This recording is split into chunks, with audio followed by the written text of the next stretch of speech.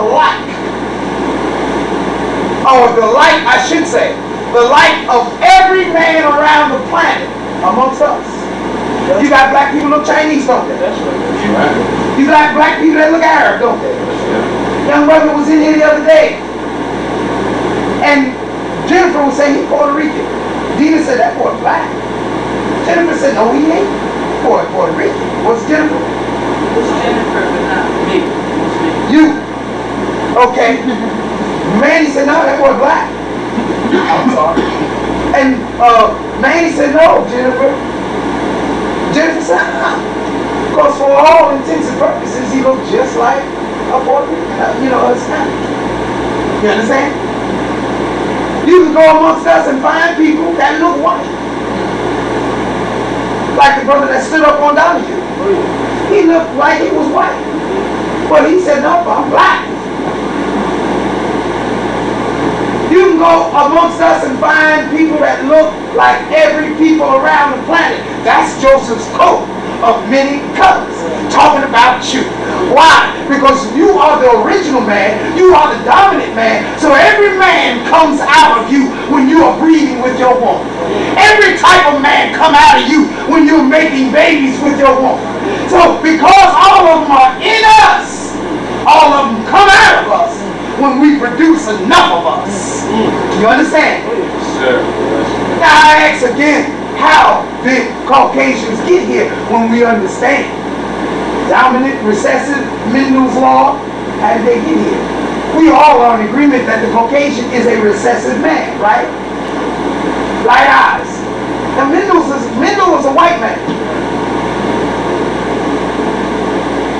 Mendel's a white man. I have to tell you that. Because black people like to see things in black and white. Yes, sir. I'm black telling you. Now, when the white man tell you, you believe. You ain't gonna believe it when I just tell you what the black man tell you. Y'all like to see it in black and white. Yes, sir. So now, if I'm telling you it and I'm black, well, I don't know. The minute the white man tell you, well, it must be true. So now you see it in black and white. Mr. Mendel, he says that light eyes are recessive. Caucasians have light eyes, right? Are black people born with light eyes? They're born that way because of our intermixing with them. But you're going to never find no black people born with blue eyes. You'll find green eyes. You ain't never seen a black person born with blue eyes. The green eyes on some of the yellow black people, let yourself down. I don't want to use that term. That's not right. On some of our fair-skinned brothers may have green eyes. Occasionally you'll find a real dark-skinned one with green eyes. I know about a guy by the name of Greeny. We called him in Newark, grew up with Greeny. And he had green eyes. His father, darker than all of us. And Greeny had green eyes. But, pardon me, you'll never find a black man with blue eyes. So Mendel's law indicates that light eyes is recessive. Light hair is recessive. Light skin is recessive. White people are recessive. How did they get on the planet? The recessive germ would have had to be channeled some sort of way. He said one word, and we challenged the scientists to be able to say to us, no, there's no way that Yaqub's history didn't, how did you get here? And why is it that your history, we listened to the Jew the other day, the Jew talked about 4,000 years. Why is it that your history starts 4,000 years ago? What was you doing the first 2,000 years? What was happening prior to 4,000 years? Since we know that we've had civilizations way longer than that. What was going on? You were bottled up in Europe, white folks. Living in the caves and hillsides of Europe. You were bottled up there for 2,000 years, mating with dogs. Which is how come they have the features they have today. Them long noses. Hey? That hair. That's why they have the features that they have today. And that's why when the white folks get wet, they smell like a wet dog.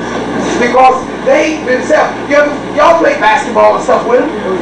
Wait till he started sweating and stuff. You played on the teams with them, didn't you? How they smell?